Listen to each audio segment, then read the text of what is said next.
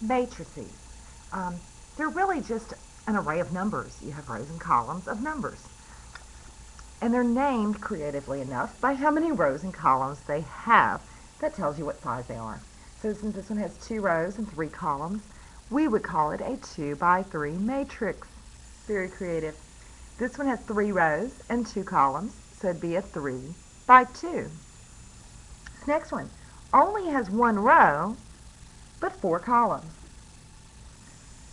Next one has 2 rows and 1 column.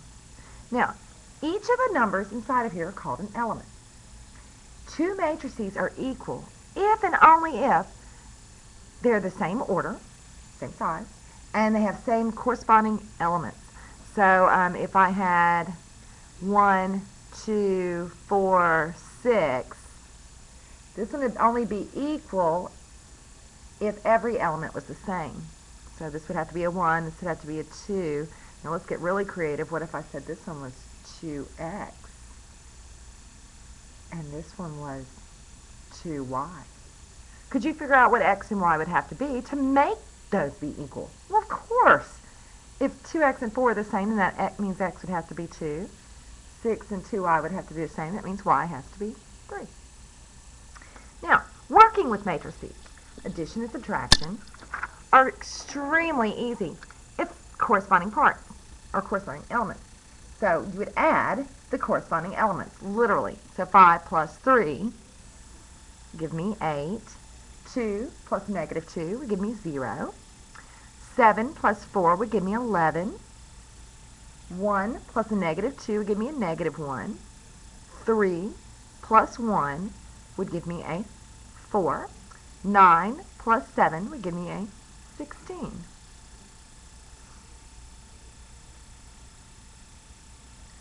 Now, what I do want you to notice is these are exactly the same size because they have to have corresponding elements. If this one didn't have another column, you couldn't add them together because they wouldn't be the same size. So let's make a note here that they have to be the same size for addition and subtraction. All right, let's look at subtraction. 6 minus 4, that's going to have to be a 2. 5 minus 7, that's a negative 2. Negative 2 minus 1 is a negative 3. Negative 2 minus a negative 2 is 0. Now, the next thing we can do with matrices is multiply them by a scalar. And I like the word scalar because you're really scaling that matrices. If we have a 2 on the outside, that means we want the new matrices to be twice the size of the original one. So you're literally doubling everything. So 2 times 2 would be 4. 2 times 3 is 6. 2 times negative 1 is negative 2. 2 times 4 is 8. 2 times 5 is 10. 2 times 6 is 12. 2 times 1 is 2. Negative 8 and 14. Really simple. Now what if we want to scale it down? In other words, half of everything. The same idea applies. Half of 6 is 3. Half of negative 8 would be negative 4. Half of 4 is 2. Half of 3 is 1.5, or 3 halves, however you want to write it. Half of 10 is 5, and half of negative 2 is negative 1. It's kind of like distribution, right? Well, multiplying 2 matrices works sort of like distribution as well, but there's a little kick to it. First, we take the first row and the first column. Now, what we're going to do is multiply the elements and then add them together. So I'm going to take the 2 times the 3, give me 6. Then the next element times the next element, so 5 times 7, give me 35. The next element times the next one, 3 times 2 would give me 6. And now I'm going to just add those together. So 6 plus 35 gives me 41. Plus 6 would give me a 47. Now, the next space. We still are on the first row, but we're going to go with the second column now. So 2 times 1 plus 5 times 3 plus 3 times the negative 4. So you're multiplying this element times this one, the next one times the next one, and so forth. 2 times 1 is 2. 5 times 3 is 15. 3 times negative 4 is negative 12. 2 plus 15 is 17. And negative 12, that's going to give me a 5. Now, we've applied that row to each of the columns here. So now I need to go to the next row. This row needs to first be applied to the first column. First element here, first element here. So negative 1 times 3. Next element, 4 times the 7. Next element, 2 times the 2. That gives me a negative 3 plus 28 plus 4. Negative 3 and 28 is 25 plus 4. It's going to give me a 29. Now, still on the bottom row, but we need to apply it to the next column. So again, first element here times the first element there. Next element times the next element here. Next element times the last element there. So we get negative 1 plus 12 plus a negative 8. Gives me 11 plus negative 8 is going to be a 3. Now, I want you to notice something here. For that to work, each row had to have the same number of elements as the columns here.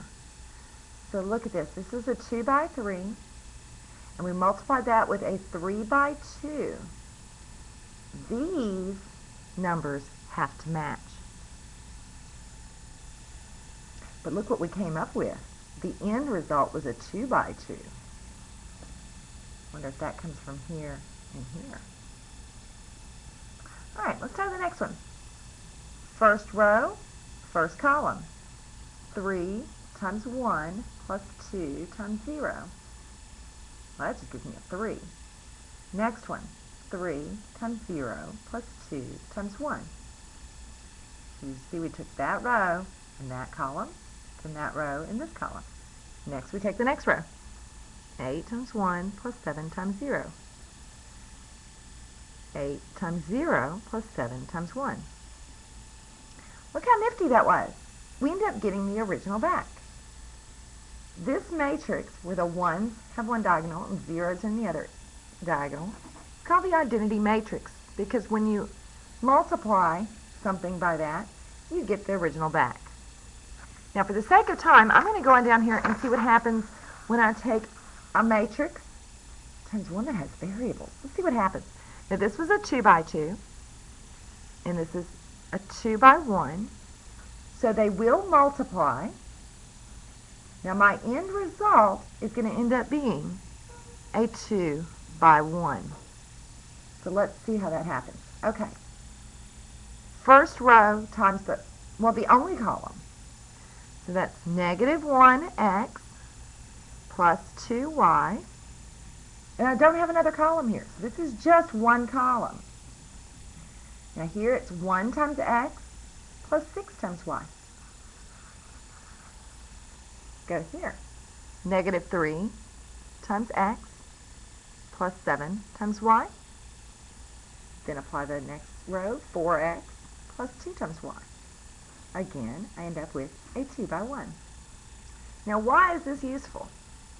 Do these remind you of anything? They should. They almost look like part of a system. Let's see if we can rewrite this system using matrices. Now, what if I rewrote that left side as 5x minus 4y and 7x plus 8y equals 23, 5. Do they match up? Yeah, we know that this is supposed to be equal to that side, and this is supposed to be equal to that side.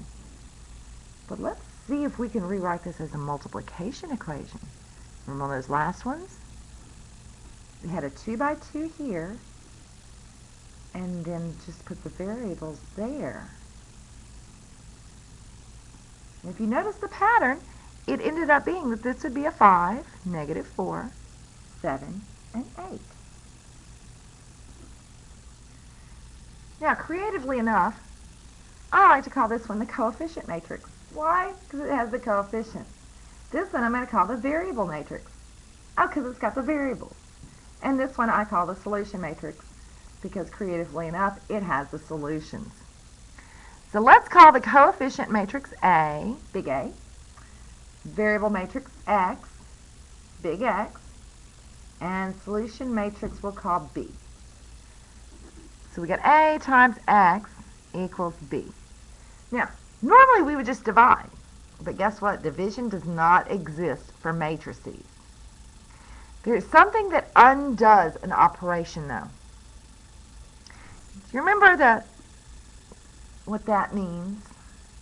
That means the inverse of A. And remember, an inverse undoes the original. So what if I applied the inverse to each side? Well, if I apply the inverse, those undo each other. So they go away. And I get X equals the inverse of A times B. Now, I'll be totally honest. There is a way to find the inverse by hand. But for our purposes right now, we're actually going to use the calculator. So what we want to do is we want to put A into a matrix in the calculator and put B into another matrix in the calculator and see what happens when we do the inverse of A times B. Okay, so the matrices. Let me clear everything out here. If you look on your calculator, if you've got a TI-83 or above, you should see the matrix is the second function of the x to the negative 1 button. So to go into the matrix menu, we'll do that. Now the first menu just lists out all the names that you have available. It's where you would select one to do an operation with. Now math has a whole bunch of stuff that we can do with them that we're not going to do right now. Edit is where you edit them and change the elements. Alright, so the first thing we need to do is make sure we have the right size. Is this a 2 by 2? Yes, I want A to be a 2 by 2, so I'm going to leave it the same. Now I want the elements to be 5, -4, 7, and 8. Now I've got to hit second and go back into the matrix menu again to edit B. B, I wanted to be my solution matrix, and I wanted it to be a 2 by 1, and it should be 23 and 5. Now, I want to pull up A, so I go back into the matrix menu, and the names menu is where you select one. Now, I could press enter right here and look at it, make sure it's got what I want. It does. I'm going to pull it back up again, and now I want to do the inverse of it. And if you'd like to see what the inverse looks like, you could press enter, and all you can see is some ugly numbers. That's why we're not going to worry about actually finding it right now, but we are going to use it. We want to take the inverse of A times B. Let's see what happens. We end up getting a 2 by 1. Now, remember, when we're solving for x, x is actually this matrix right here of the variables. It's x, y. Now, when I did that in the calculator, I ended up getting 3, -2. So it tells me that my solution is 3, -2. Now, what you're going to have to be careful with, though, is this is a great way to check your answers, but when you get those unusual situations where you get no solution or infinite solutions, you might get an error using the matrices because the calculators aren't that brilliant. But that would tell you need to go do something arithmetically. In my class, this is a way to check your answers. Saying that you use matrices is not an algebraic solution unless you could actually do the whole work by hand. I want to see algebraic solutions.